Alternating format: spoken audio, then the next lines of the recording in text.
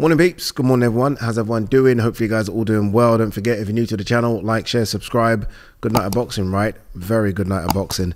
That fight card had everything, I felt. A couple of the favourites losing, or at least favourites in the eyes of the bookies, and Shannon Ryan and Felix Cash. We had a fight of the year contender 100% between Conah Walker and Lewis Crocker. A lot of people think Conah Walker won. I'll give my 2 cents on that in a bit. A couple of the prospects pushed very, very hard as well. Cameron Vong, I thought pushed maybe too hard against Jeff Ofori. Maybe they need to rein it in just a little bit. We'll talk about that. Jack Cattrall versus Regis Prograis announced. Good fight in the 140-pound division. Some controversy, I think it's fair to say, with Aqib Fiaz and Kane Baker's fight being pulled right at the last minute. Like, I got to the arena at, what time did I get there? 4:30. I think they were supposed to fight, I'm going to say around 5:30, 5:45, and it got pulled around 4:30.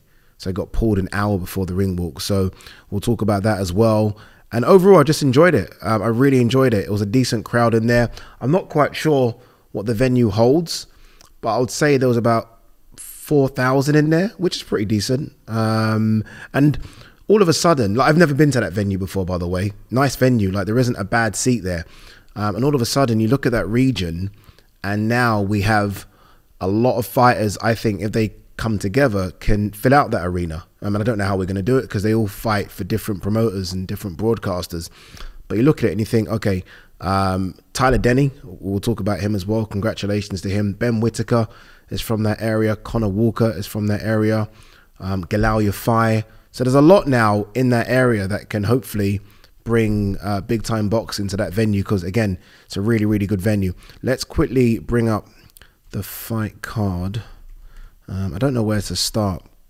You know, I did want to start with Cameron Vong, because we might go all over the place in terms of order here.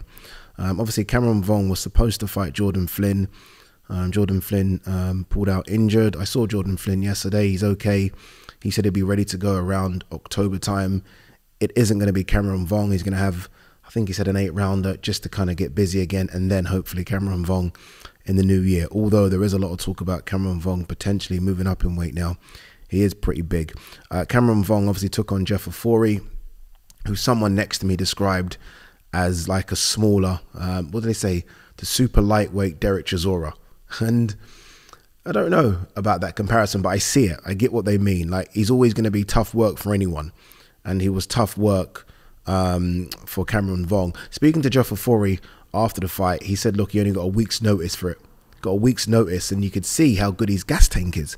So he lives the life. We're going to talk about fighters living the life in a minute, but he clearly lives the life. And I just wonder, look, that was a 10-rounder. Like, I think one of the biggest, as the police car goes past, I think one of the biggest keys to boxing is knowing when to push your talent and when and how to matchmake your talent. And I know Sam Jones said he got really good rounds, and I can kind of see that argument. I can counter it by saying I don't know how good those rounds are if you're getting tagged a lot. I just don't. Look, it wasn't like he was bashed up. It wasn't like he was hanging on for dear life, but it was a very, very tough fight. And I just don't know if you need to have that kind of fight in your 5th fight.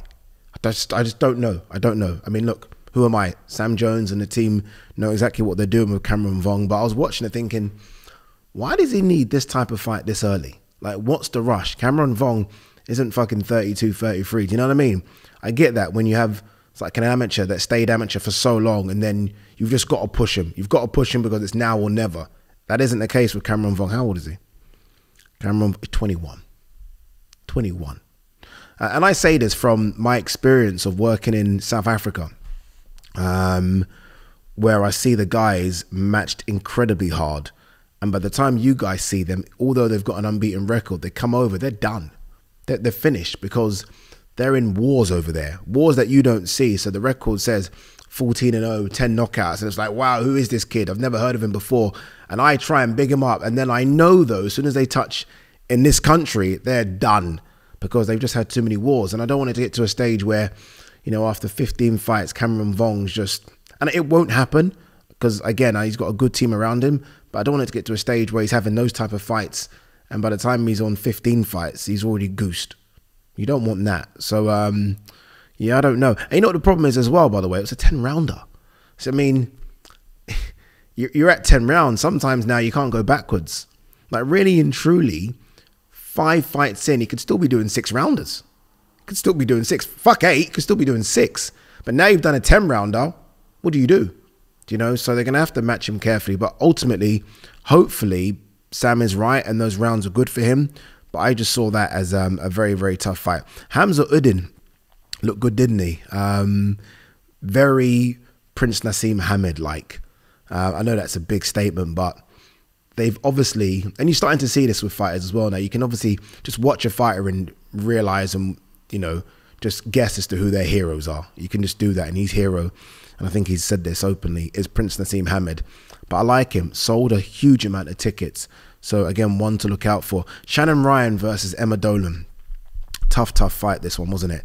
Difficult to score as well. This was, I guess, one of the upsets I was talking about. I think Shannon Ryan was the bookie's favourite here. She's probably more known to the casual fans. Emma Dolan, tough though, has done the 10-round distance twice before, so is experienced in going there. She was the Commonwealth champion. I think I scored it to Emma, but it was a close fight. Credit to Shannon, by the way, for getting up off her ass, because when she got put down, I was like, yeah, the writing's on the wall here. The writing's on the wall, and she's going to find this a bit too tough because Emma's so long and rangy, and it looks like she kind of carried a bit of punch power as well. But in the end, Shannon sort of rode that tough wave, and it was a very difficult fight to score. But I think Emma was the correct winner. I do want to focus on Lewis Crocker, Conah Walker. So we'll do that last because that was a magnificent fight and I feel like it needs all my energy. So I want to talk about Tyler Denny versus Felix Cash. Firstly, look, and I maybe made a mistake on the broadcast, and I think we've all started to do it as well. We've all started to kind of, okay, what's wrong with Felix? Felix is this and Felix is that. Let's give some credit to Tyler. Tyler's been on a tear the last 5 years. And I feel like we should give him credit rather than say there's problems with Felix Cash. Those things could be true, by the way. There could be problems with Felix, but I think Tyler Denny deserves some credit for a magnificent win. I was going to say he was on away soil. He was at home, but he was obviously on a DAZN broadcast. He's a boxer fighter, so he's the away fighter in theory. And I thought he was magnificent. I really did. I thought he was really good. He landed a massive shot. I don't know if it was the 3rd or 4th round. I think I kept saying the 3rd, but I think it might have been the 4th round. And I think that surprised Felix because you look at Tyler Denny's record and there's no suggestions that this guy can punch. I mean, his only stoppage came in his last fight. Do you know what I mean? So there's no history there, but he can whack. And I think we saw it, right? I mean, this guy is clearly extremely confident now, and he sat on that shot. It was a beautiful right hook, I believe. Was it a right hook? I think it was a beautiful right hook, and I don't know, man. I just think Felix wanted it. I think Felix, I don't know if he got his approach wrong, but I think he maybe thought he could walk through Tyler Denny. I think he thought, you know, I'm better than you, or at least I was better than you. I'm more powerful. I'm more bigger at the weight. I'm going to come in a lot heavier, and there's nothing you can do, and I'm going to get you out of there. And I thought a lot of those things were true, but I'm not joking. After about 2 minutes, that's all it took me. 2 minutes. I was like, nah, Felix Cash ain't here, mate. I mean, that guy in the ring says he's Felix Cash, but that ain't the Felix Cash that I watched beat Denzel Bentley. It isn't. That isn't the Felix Cash that at one stage was, I think, convincingly. I know Eubank was at 168, so I'm going to say this, but convincingly, I think he was the best middleweight in the country. I really did. I really, really did. I mean, look, he got rid of Denzel Bentley in such good fashion, and Denzel Bentley's a good fighter. That guy just doesn't exist anymore. And maybe he hasn't existed since that fight, because his 2 wins after those fights have been awful. Awful, and he's just got away with it. Got away with it. I don't know what's going on there. Honestly, I have no idea what's happening. Look, 18 months out of the ring, to come back and fight Tyler Denny was never going to be easy. That was always going to be a tough task.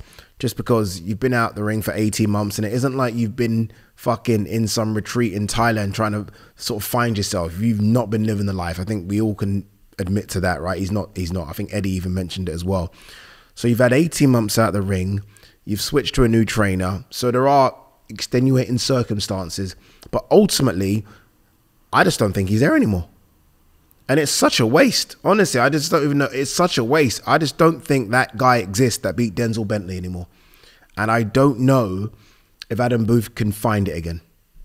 I mean, Adam Booth's a great trainer, but you can only work with what you got.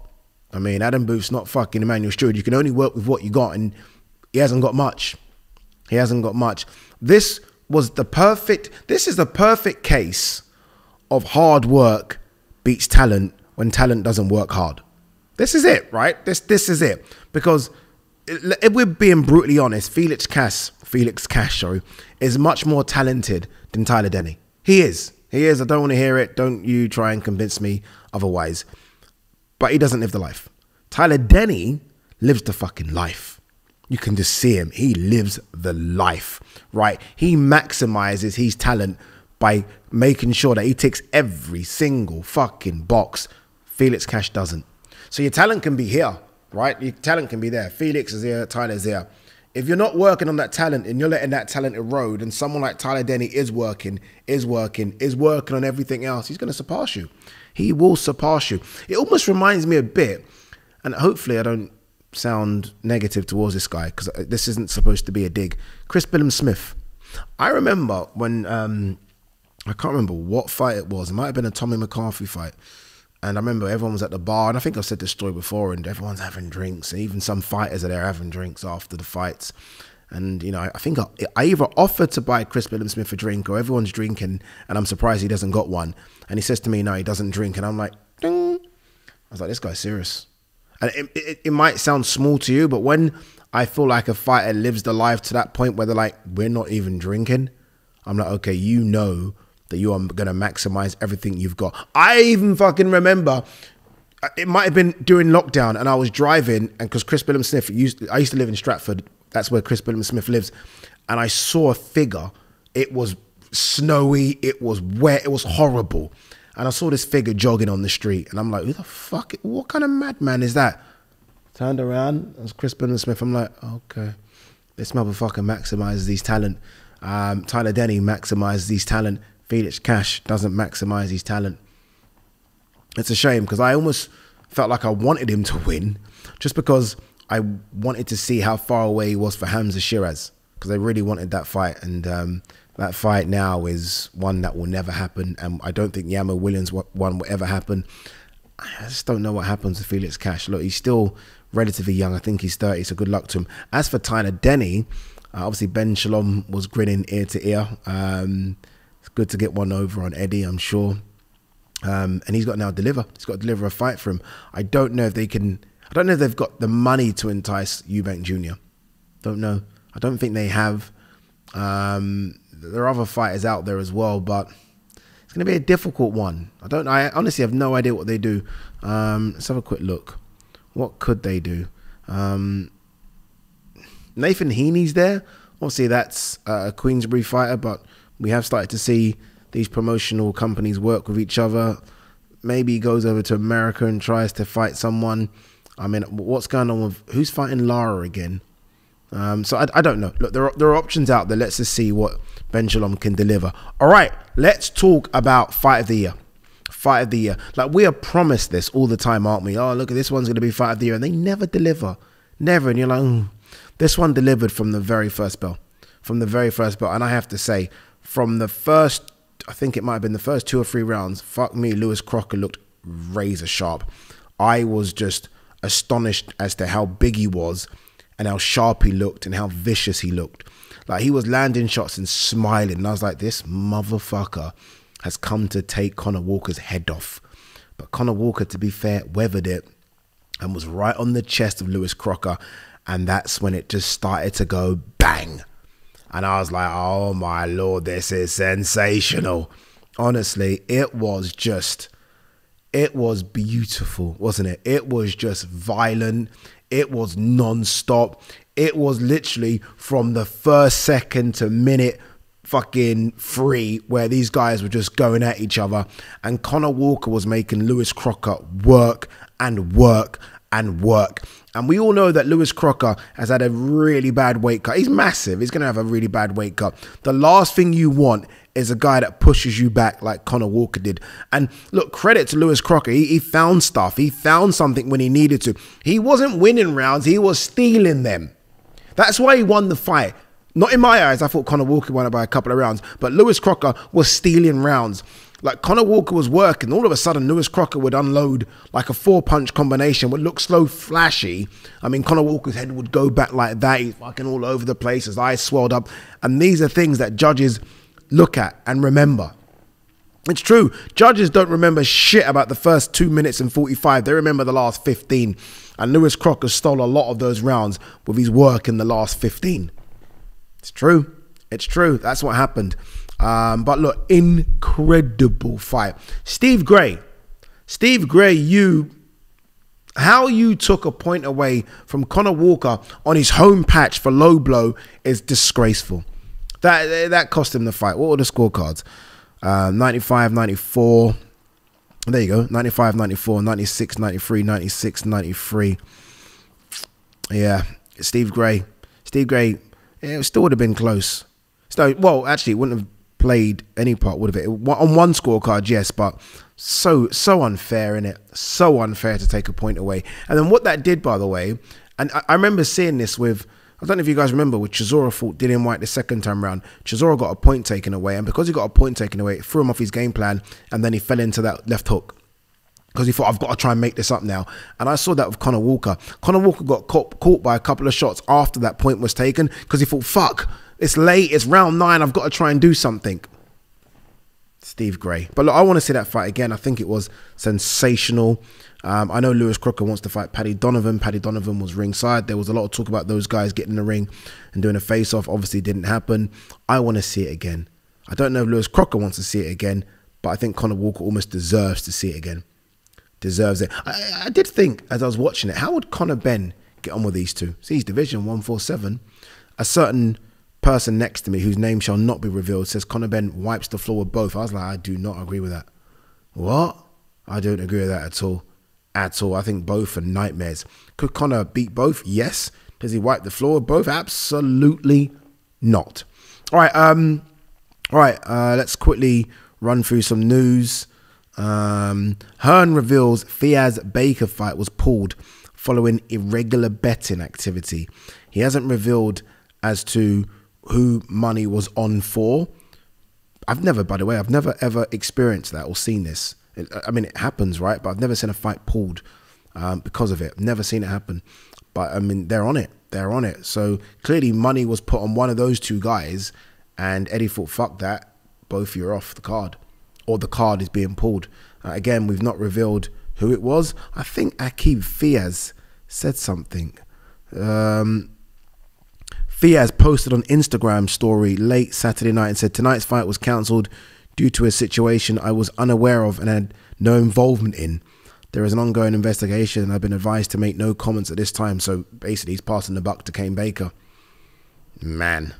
We'll let that one play out, and we'll get more information on it before we, really sort of talk about it, because, yeah, it's a touchy one, I think it's fair to say. Jack Catterall, Regis Prograis, announced August 24th. That fight will happen in Manchester. I think it's the new arena in Manchester as well. Like it. I like it. I've no problem with this one whatsoever. Regis Prograis will come here and sell the fight. Jack Catterall, it's a quick turnaround. Good, because the last 2 years for him have been stop, start, stop, start, stop, start. And now he gets another big fight. It's a good fight, isn't it? It's a really good fight.